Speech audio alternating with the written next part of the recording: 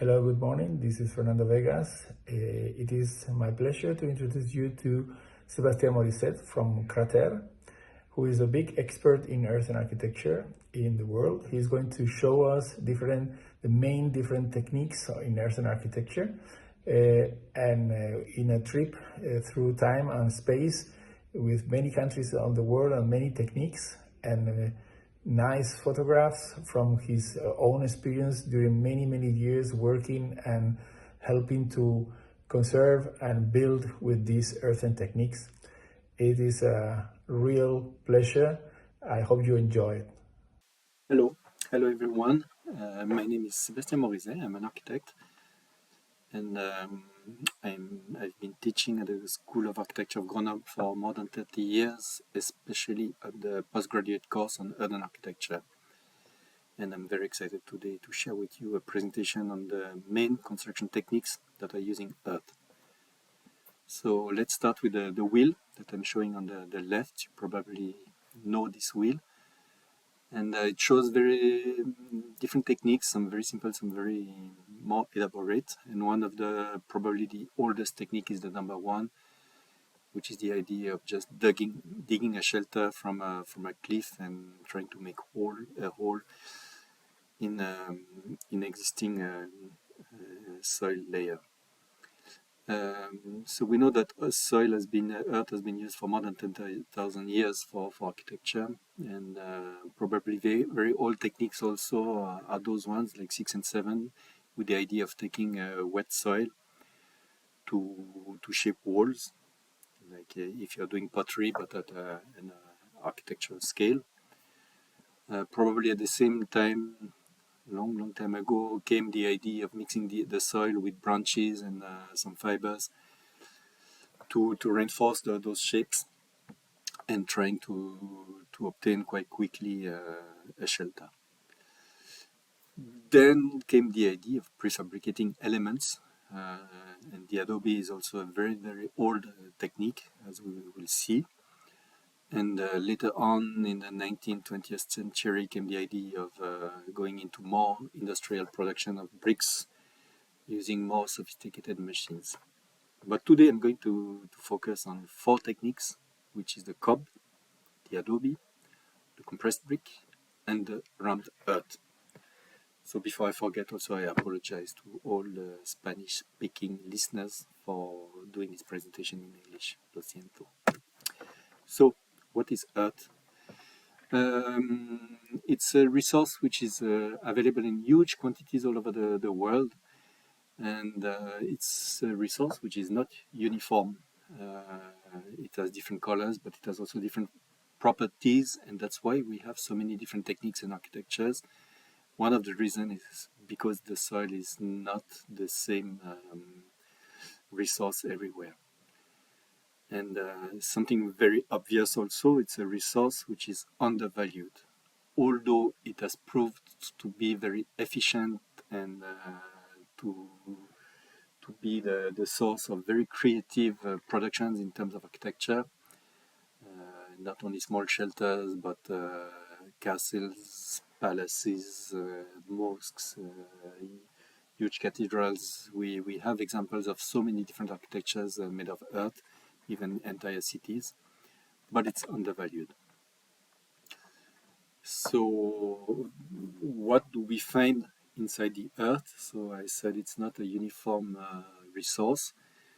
So it's quite basic actually. Earth is a family of different grains, from big stones to very fine sands, which are binded together with a natural glue, which is the clay itself. And each soil has those elements in different quantities and proportions, and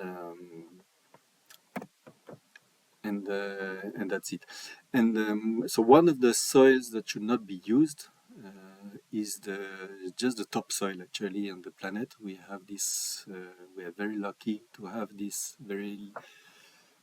Can be thin, can be quite thick, but we have this layer of organic soil, which is giving us the biomass, which is giving us the plants that are giving us the oxygen. So it's basically life on Earth would not be possible without this layer of soil. So that's why it would be a crime just to use it for construction. So we have to remove that layer before we dig and take building soil, because we have to preserve life on Earth. If you look at the soil itself, we have so many different techniques because we have so many different soils. If we take, for instance, the type of soils we have here in France around Grenoble, where I am actually, we have this type of soil that we see at the bottom with huge stones. When I say huge, is as big as melons, up to very fine clays. And this is why this soil was mainly used for thick walls made of rammed earth. If we remove the big stones and we use the soils with finer grains, we can use it for other techniques like the bricks, like the compressed bricks. If we don't have stones, if we just have fine elements, we can still build with earth. Actually, we don't need all these grains to build. We can use it for other techniques. If we have coarse sands and fine sands, we can still make adobes and cob. And if we eventually have only very fine elements, which is the case in many coastal areas in the world, because the rivers have removed all the fine elements and left the stones near the mountains, we can still use those very sticky and fine soils, either mixed with straw or as an infill material in a wooden structure. So before I dive into the four techniques, I just want to explain that these techniques can be shared in two main families. The cob and the adobe have that in common, that they're used in a very plastic state, so they use quite a lot of water, and when you mix, you obtain a mix that will dirty your hands. And the other two, the compressed brick and the rammed earth, is used in a humid state, so you still add water to the soil, but if you touch that soil, your hands remain clean. So that's one of the differences. So on the left-hand side, it's very interesting because the amount of water you add to the soil will really activate the clays. And the right-hand side, you don't really activate the clays, and you have to use force to bring those all the grains together. So let's start with the cob. So for each of the four techniques, I will go into three sequences. I will explain the technique, show what it gave in terms of vernacular architecture, and then finally show what we can find today in terms of contemporary architecture. So the technique is quite simple. You mix the soil with quite a lot of water, sometimes with straw, and then you shape the wall just with your hands. So you give the shape that you want. So it gives something like this. You have to go layer by layer. And when it starts to dry, you can play with the surface to make it smooth, either by compacting on the surface with a hammer or different tools, or by cutting with a knife, or sometimes both techniques. So it's very interesting with this technique because as you are shaping with your hands, you can really create a lot of different shapes. It's really like pottery, but at a more giant scale. And as you can see here, you build in layers. You can clearly see the layers on this tower. And why is it so? You cannot build at once the entire height, because the soil is too soft and it would collapse if you go too high. But you can see all the shapes for granaries, for walls, and even for skyscrapers. We have many examples in Yemen, or like here in Saudi Arabia in the south, very close to the Yemen border. By the way, it's the same techniques, using cob with very thick walls at the base to go as high as 8-10 stories. These are some other examples of cob with very thin walls for this huge granary in Niger. Very simple house, palaces. And what's interesting, it's not only the fact that you can play with shapes and give these these very organic shapes with your hands. You can also play with the surface before it dries to give it some texture, like they did here in Uzbekistan. In terms of contemporary architecture, it's unfortunately a building technique which is not used enough, to my, I think, and it's sad because it gives lots of opportunities to create and even to improvise for the craftsperson, to create niches and to create shapes on the walls, which can be very rich and interesting. But it's true also that in a contemporary building site, we want to be sometimes too fast. And the idea of building 60 centimeters, waiting 3-4 days before it dries and to continue, is not something that architects would easily accept. So here you can see a school recently built in France, and on the right-hand side, one of the buildings by Anna Heringer, which is probably the architect who who is the best promoter of cob as a building material today. These are some other buildings that she made with her team. Here's two other examples of contemporary cob. The one on the right is probably 15 to 20 years old now, but it's apartment block, which is using prefabricated cob walls, which are then brought to the site. I like this example on the left, showing the cob, the balls of earth that were piled up for making this wall. So for the adobe, it's something quite similar to the cob, because you start by adding water to the soil and bringing the soil to a plastic state. And then, instead of just taking those balls of soil and making walls with them, you make blocks that you let dry in the sun. So basically, adobe is prefabricated cob. And so we have examples of the first adobes. Well, maybe they've been existing thousands of years before this one, but we have this evidence of hand-shaped adobe in Tel El Sultan in Palestine, in Jericho, which are 11,000 years old.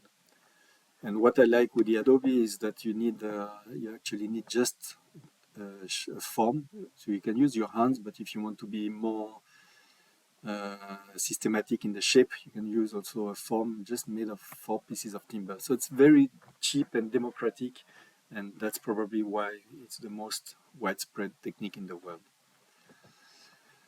So you have very flat bricks, you have different sizes, small ones, square ones, rectangular ones, and it's also very interesting to have this prefabrication in many places in the world, because you can actually make your bricks when you have water. And in West Africa, for instance, like we see here in Niger, the bricks are produced starting in September, October, November, at the end of the rainy season when there's lots of water. So you make your bricks before the water disappears. And so these are just some examples of very huge bricks, like 50 by 50 centimeters in Iraq, that were used to make ziggurats. These are huge pyramids, using millions of them, and more rectangular. This is a shape that is very common all over the world. Yeah, you can see in Iran people laying bricks, very flat ones. So from one place to the other, you will have a variety of thicknesses of mortar joints and shapes and so on. And the result in terms of vernacular architecture is also a huge variety of shapes, using the bricks for decorations, as we can see here in Mali. Also using bricks for making high towers, like this minaret in Agadez, which is 27 meters, I think, and so on. And you can see the beauty of the shapes. The architecture also using adobe is often very well decorated. As you can see here, those decorations on top of the walls. This is more a plaster, decorated plaster, but it's on the adobe walls. And here in Morocco, you can see different ways using bricks to create these decorations. Each of these are bricks which are laid to create those decorations. And in Iran, bricks are also used for entire cities because we are in the desert, so there's very little timber as a timber left or timber available for making roofs. So actually, all the roofs are either domes or vaults, as we can see here. Some other examples of domes using bricks. And in terms of contemporary architecture, so still many people use adobes in the world, but most of the time because they have no other choice, and most of them would prefer to use cement blocks.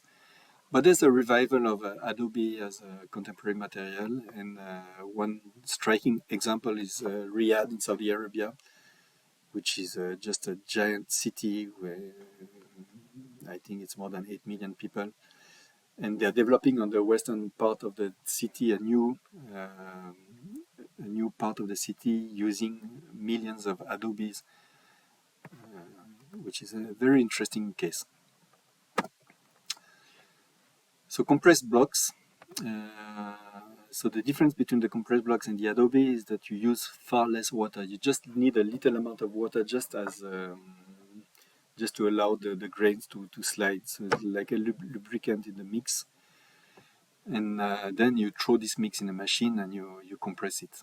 So there are lots of different types of machines. But the difficulty of this technique is that it doesn't allow mistakes. Because first of all, you have to sieve and remove all the lumps from the mix. And once the bricks are ejected from the machine, you have to stack them and pile them properly. And most of the time, you have to cure them and cover them with a plastic sheet, because most of the time we need to add cement to that mix. Why? Just because the amount of water is so little that the bricks are quite fragile when they are exposed to the rains. So for walls like this house, for external walls, if you don't put cement, the resistance to erosion will be very low. And people like those bricks because they look like burnt bricks, and so you can obtain a very neat finish with the masonry, which is visible. So I cannot show you vernacular architecture using compressed bricks because it's something still quite recent.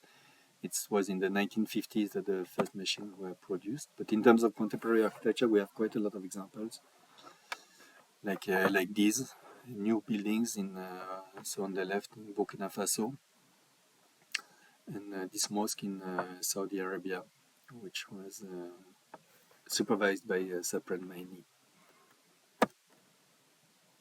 These are some other examples of compressed bricks. Here they are painted. Other examples. And some final examples. Here you can see smaller bricks which are the same size as the burnt bricks. This is an Alliance Française building, a school in South Africa. Here you can see the more common size of compressor bricks, which is almost 30 centimeters by 14. And in Mayotte in France, which is an island in the Indian Ocean, there are thousands of buildings that were made with compressor bricks, apartment blocks, public buildings, hospitals, and so on. And until today, these blocks are still used in huge quantities. So you can also compact the soil, and so before the compressed bricks appeared in the 1950s, the idea of compacted soil was done in a formwork. So it's the same idea of taking the soil. Most of the time, the compressed, the rammed earth was done in spring before summer, just after winter when the soil is ready for use because it has absorbed all the snow and all the humidity from the winter. And you take that soil, you bring it to a formwork, and an expert craftsperson will be there in the formwork to make sure that the wall is stable. And the interesting thing is that when this piece of wall is finished, you can actually build on top. You don't have to wait like the cob until it dries before you can actually climb to the next level. So the technique is quite simple and is very popular today with architects because they are in love with those tiny layers of soil. It's a very transparent technique where when you look at the wall, you can actually understand how it was done. And this is something, this graphic lines, which is really, architects are in love with that. So here you can see a very simple way of making the rammed earth in Morocco, and a more elaborate way here in Korea. But basically today builders would use the same equipment that I used for casting concrete for making the rammed earth. So the idea is simple. You have this wet soil that you bring to the formwork in layers of about 10 centimeters, and then you compact until it's you cannot compact anymore. And when it's finished, you remove the formwork and you slide it up for compacting the next level. These are different compacting tools.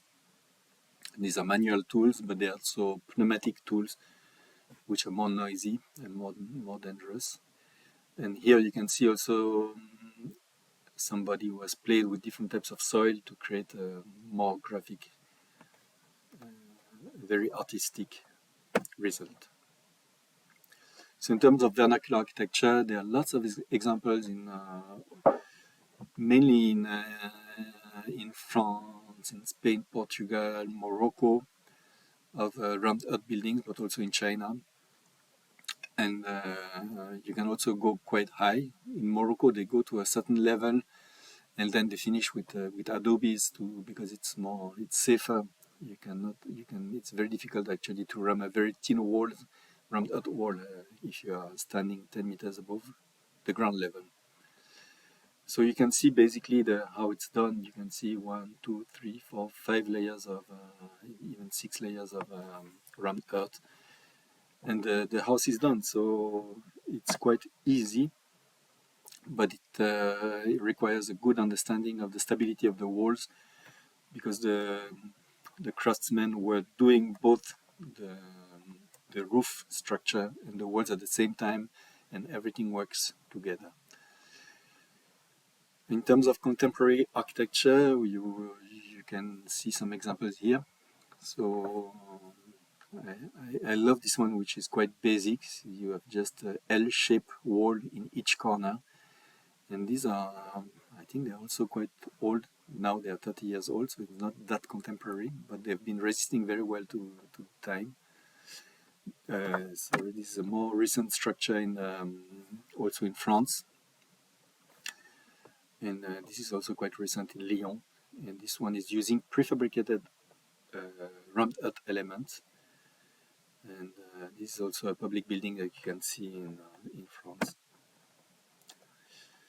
Other ways of using earth is, for instance, using earth for different ways of plastering.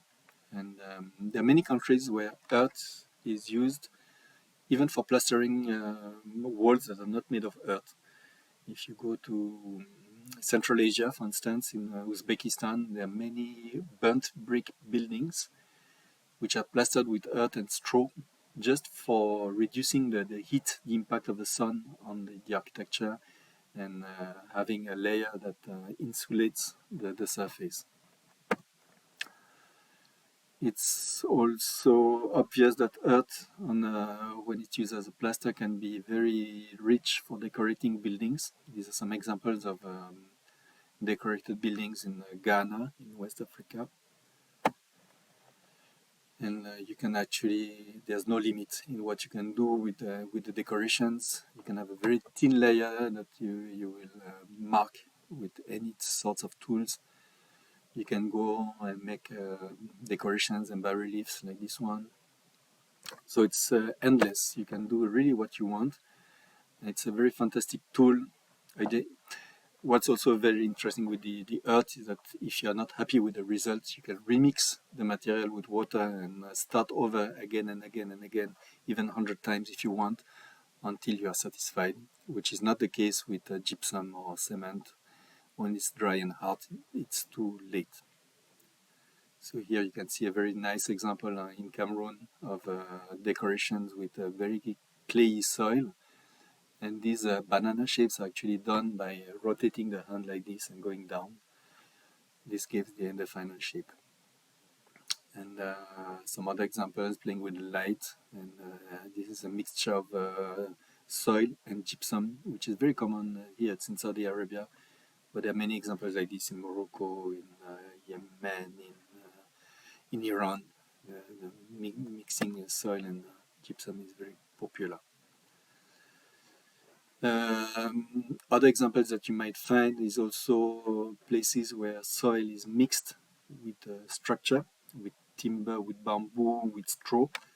So it's quite interesting because once you've erected your structure, like it's done here in Tanzania, for example, the entire building is erected, and once the wooden structure is finished, the person will come back with soil just to infill that structure.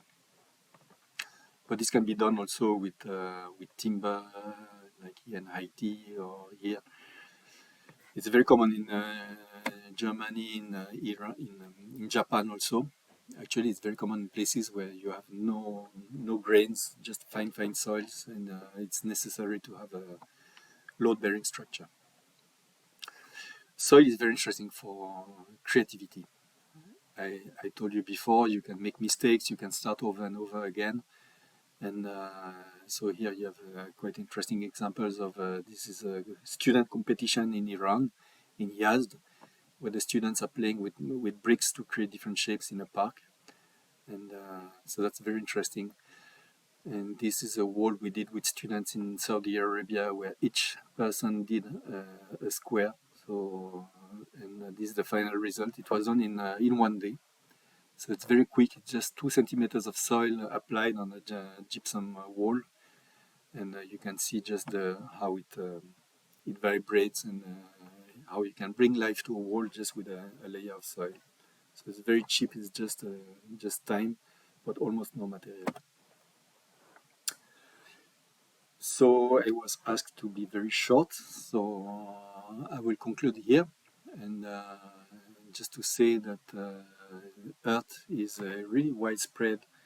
Earthen architecture is widespread all over the world. You have different techniques. Those techniques will depend on the nature of the soil itself, but the techniques will also depend on the culture and the weather. And one of the first thing to do if you plan to build something with earth is to look at what's been done in the past and just to draw your inspiration from what has been done and to bring some contemporary taste to that architecture. So don't try to fight with the soil. Soil will always win.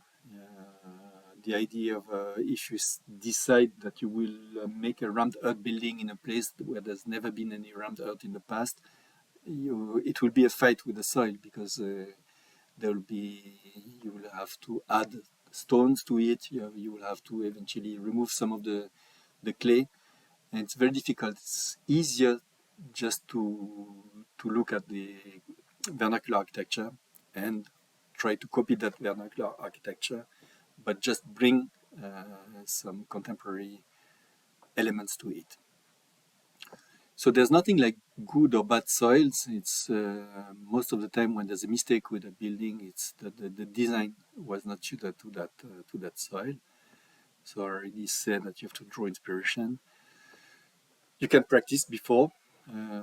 If you go for a large-scale building, it's really compulsory to make some mock-ups, just some samples of walls before, so you can discuss with the architects, with the engineers, with all your so-called enemies that will say that what you are planning to do is totally impossible. It's not impossible. You have to show them in real that it's feasible.